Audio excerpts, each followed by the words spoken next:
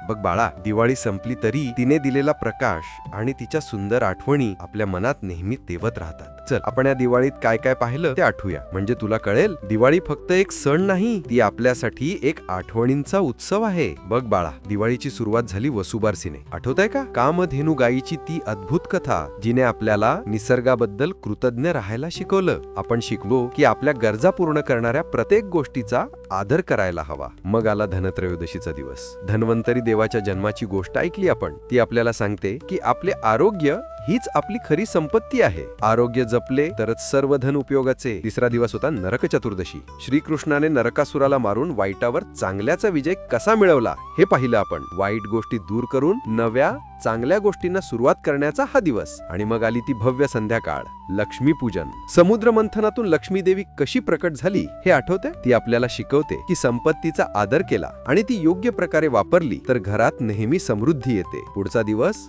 बलिप्रतिपदा. राजा बळीने आपले वचन पाळण्यासाठी कसे सर्वस्व दान केले ते पाहिलं आपण. वचन पाळणे आणि निष्ठेने वागणे किती महत्वाचे आहे हे त्यातून शिकलो. त्यानंतर आपल्या बहीण भावाचा प्रेमाचा दिवस, भाऊबीज. आठवतंय का? भावाने बहिणीला दिलेले ते सुंदर वचन की तो नेहमी तिच्या पाठीशी उभा राहील आणि तिचे रक्षण करेल. हे नातं आपल्यासाठी खूप खास आहे. पूर्ण गोष्ट पाहण्यासाठी आजोबांच्या गोष्टी या आपल्या YouTube चॅनलला आजच भेट द्या.